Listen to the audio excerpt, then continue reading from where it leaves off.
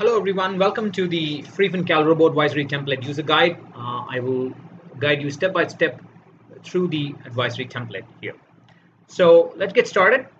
Now you need to download the files from a Google Drive link like this. The link will be present, of course, in the post where the template was published. So this link will open up like this. You don't need to sign into Google. You can just download it straight off. It'll tell you there's a problem with the preview. Don't worry about that. If you just click on download, you will get it. But this is a zip file, and it will have two exe files. They are encrypted Excel files. One is the basic version, one is the advanced version. If you're worried about using exe files, you can just copy this link, go to virusdesk.kaspersky.com, and you can just put the link there and scan it, and it should tell you that the link is safe, which means you can download it safely. So you can now go back here, click on download, and you should be able to get it. So once you download it, you'll have a zip file. You can go, before using it, go to the zip file, right click it, and then you can go to your virus scanner and just say scan, and it should tell you that your system is all right. So that means the exe file is clean to use. You should enable, if you double click the exe, your window access controls may ask you whether I should allow it or not. You should allow it. You should also, in addition, allow your firewall to download such exe files. You should allow your virus scanner to permit the execution of this exe file. You should allow your malware software or internet security software to allow the execution of this exe file. Now, if you're doing it on an office laptop, you may not have the permissions to run it. I don't know about it. You have to check it. But if you must enable all this for you to run the exe file. Otherwise, you will not be able to run it. So that's that. You have no control about that. So once you extract the contents of the zip file outside, you will get two exe files, the basic and the advanced version. There are two major differences between the basic and the advanced version. There is something known as an independent portfolio approach and a unified portfolio approach. And for example, just show you that straight away. In an independent portfolio approach, you have, let's say, three goals. You have retirement, son's education, daughter's education. You construct independent portfolios for each of them. You invest for each of them independently. You have independent asset allocations for each of them, and you treat them as separate. But in a unified portfolio approach, you invest in a single portfolio, single asset allocation. When the time comes for your daughter's education, you start withdrawing a few years before it. Let's say 5 years, you start withdrawing. The curly arrows are the withdrawals. 5 years before the son's education, you start withdrawing from the unified portfolio. And then before retirement, you start withdrawing from it. And finally, the unified portfolio will go to zero, and you have withdrawn all this for use elsewhere. So the advanced version includes the unified portfolio, as well as the independent portfolio. The basic version will only have the independent portfolio.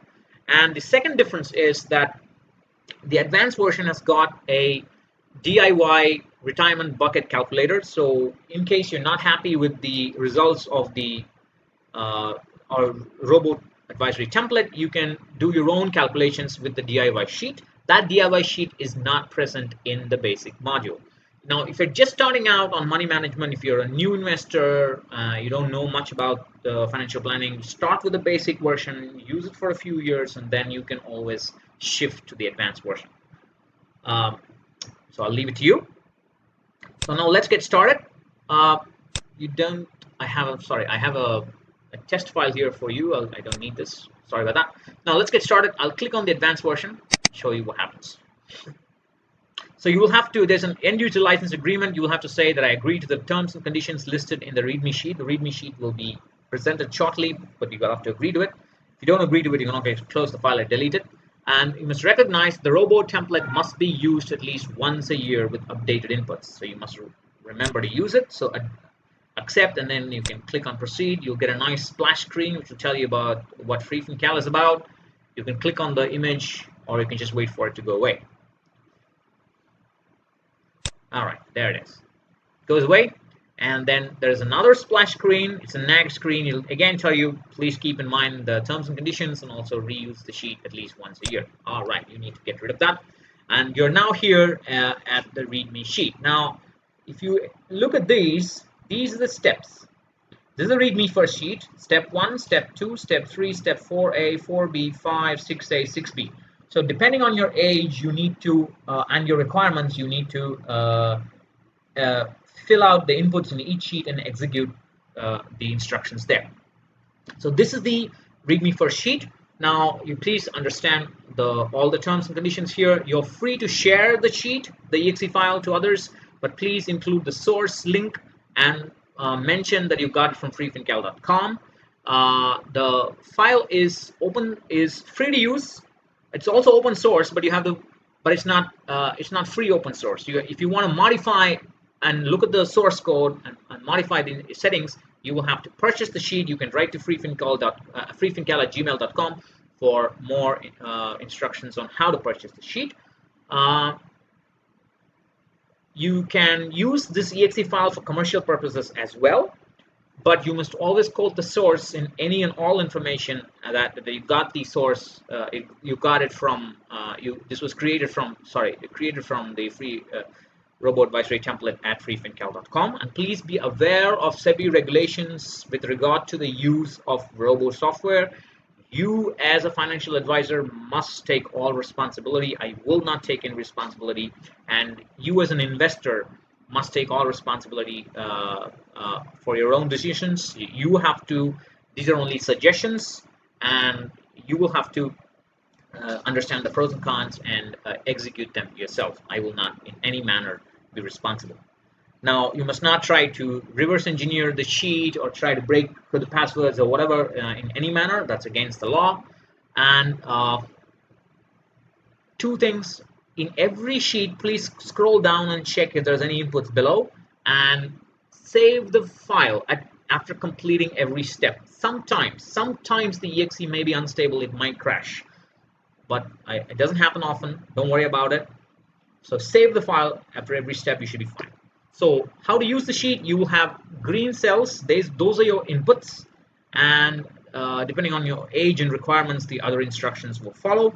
This is the user guide that you're watching right now. You can write to me for support, freefincal@gmail.com. Please recognize that this is a free software, and I do not provide. I'm not obliged to provide any support. I will try to answer your questions as best as I can.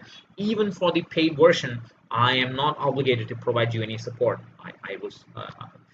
I've tried my best, but I'm not obliged to offer you any kind of support. Please be very clear about that. Now let's go to step 1. And if you are less than 25 years of age, let's say you are 23, just started earning or just out of college and you want to start investing, fantastic. Then notice that all the other steps have disappeared. Just got step 1. It'll tell you hopefully in simple language what exactly to do, where to invest and how to invest. I'm not going to read it out for you, but you can do that. If you want to plan for any other goal, let's say you want to buy an Iker bike after 5 years or something, or go on a world tour, or go to Taiwan or whatever, something like that, you can click on plan. I want to plan for other goals, yes, and you get other steps 2A, 2B, and 3 opening up. I don't want to talk about it now. I'll talk about it a little later. So we'll leave it at no. Scroll back up and we'll go to a slightly older person. Let's say the person is 35 years of age. Are you married? The person is married. The wife is, or let's say not the wife, the spouse. I'm sorry. Oops. The spouse is 30 years of age. And so this sheet will now plan for retirement until the younger spouse reaches age 90. Until the 90th birthday of the younger spouse, you'll get a retirement plan. So that's done. Let's go to step 2. And here let's start writing our inputs. Current monthly expenses that will persist in retirement. So EMI will not be there in retirement. School fees will not be there in retirement. There may be other expenses that are not there in retirement. So just enter numbers which are there in retirement. Let's say this is 35,000. And then you have to enter Annual expenses that will persist in retirement. Let's say another 40,000. This is for car insurance, health insurance, and other things. Your age is 35. You wish to retire at 60. You can enter any number here up to 60. 60 is the maximum allowed. You can, even if you want to work beyond 60, you have to plan for retirement at 60. You must be ready to retire at 60. So you have to enter only 60 there. You can enter any number, but let's keep it at 60. So the years to retirement is 25. The total average monthly expenses is about 38,300.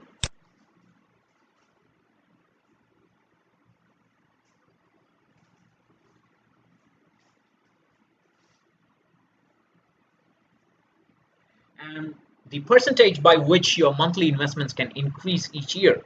Be very clear about this. Let's say you are investing 10,000 this year every month.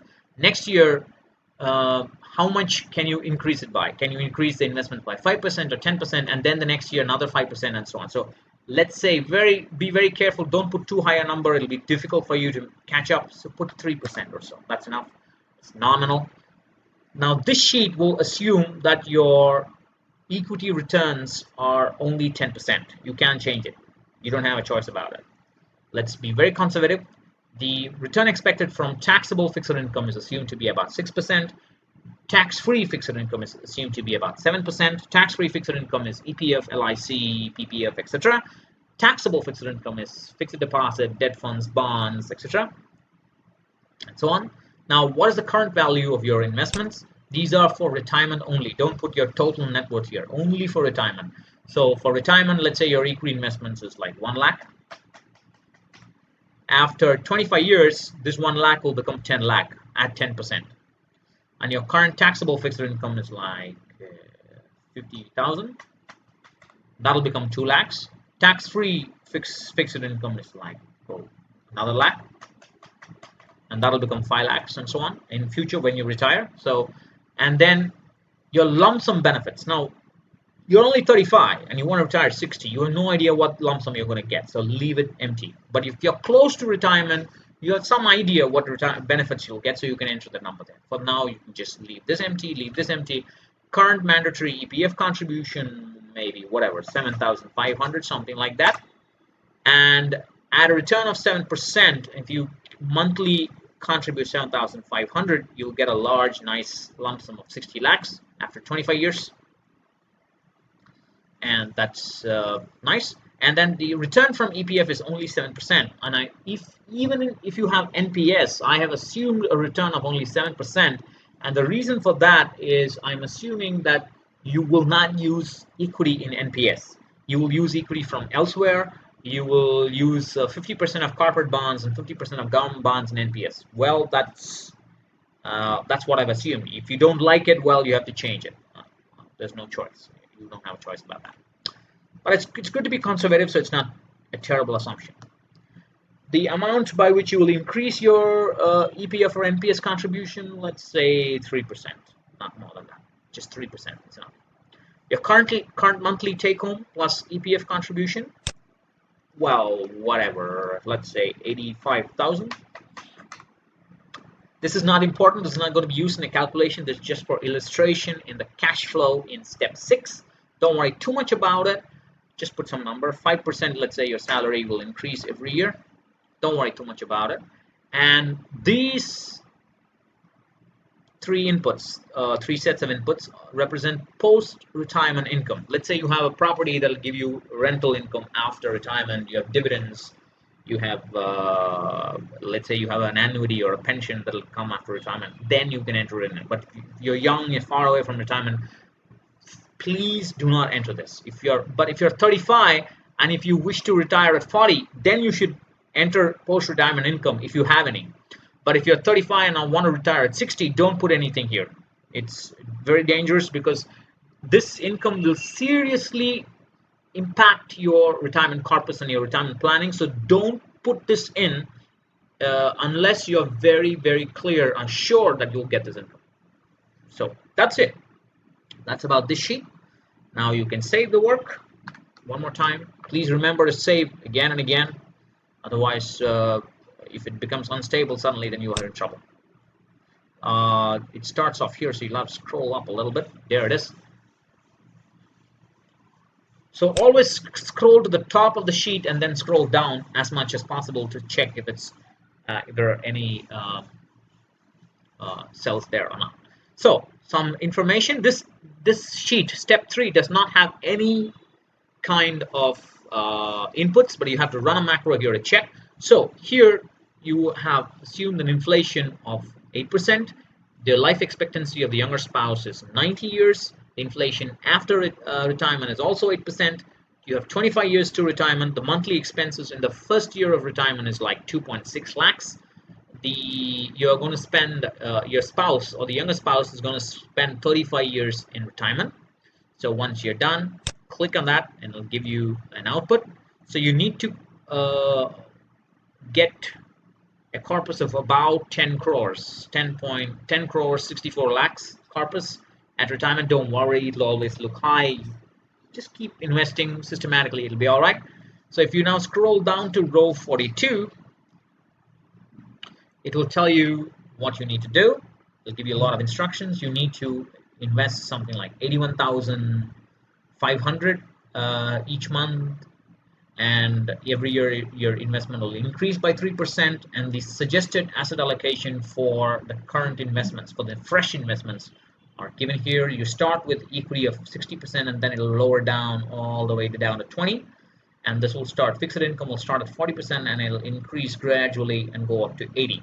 So this 80% fixed income, 20% equity is the asset allocation that you will follow after retirement. This is the asset allocation to be followed before retirement. The returns every year are shown here. For equity is always 10%. For fixed income it's about 7%. The net portfolio return is shown here and is going down like that because the asset allocation is changing. And then you can see that the investment schedule is also given. That is it. So that is your retirement planning done. Now there are some other variations you can try. For example, let me go back to step 2. And let's say I'm going to retire at 35. I want to retire right now. Yeah, that's great. I want to retire right now.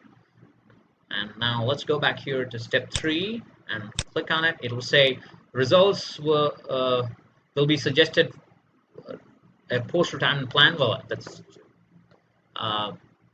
the key rule is if the amount that you have in hand is not sufficient to provide an inflation-protected income for the first 15 years in retirement, we recommend that you purchase an annuity. So the point is that if you are not able to, if your corpus is not big enough to generate inflation-protected income, that is your income that increases with inflation for the first 15 years in retirement, then we will recommend that you get yourself a pension plan, and this is going to be that. So this section determines the health of your corpus, and it will tell you, hey, you can't, you don't have a corpus, you got to buy yourself an annuity. Well, that means that you cannot retire at 35. Now there is this line in yellow that says if you're unhappy with this result, you can press Control D and you'll get a DIY bucket calculator sheet. This is not visible, this is not available in the basic version. This is available only in the advanced version. I don't want to show it to you now. But let me just go back to step 2 and increase my net worth. Let's say my lump sum benefits, I'm going to retire at 35. I'm already retired. So the lump sum benefits, I'm going to make this, let's say 50 lakhs. 50, 1, 2, 3, 4, 5. 50 lakhs. Come back here. Well, it's not good enough. Still not enough. You'll not be able to generate it. All right. So I'm going to make this 1 crore. 100 lakhs. 1, 2, 3, 4, 5. That's 1 crore. And come back to step 3 and say, hey, not bad. You need 90 lakhs. You got about 1 crore. The excess corpus is just 11 lakhs. All right, not bad. You can't, but it's still not too much. You still need to, you may have to take a little bit of risk, or you may have to buy an annuity at some stage. It's difficult. It's a kind of a cat on the wall situation. So either you press Control D and plan yourself, or you consult a trusted SEBI-registered fee-only financial planner who charges a flat fee to review this case. So it's a cat on the wall case. It's very difficult to handle this case. So that's it. Now let me assume that this guy has got 2 crores. Bam. Go back here. It says, yeah, it's all right. Still, excess corpus is okay. Yes, yes, it's not too bad.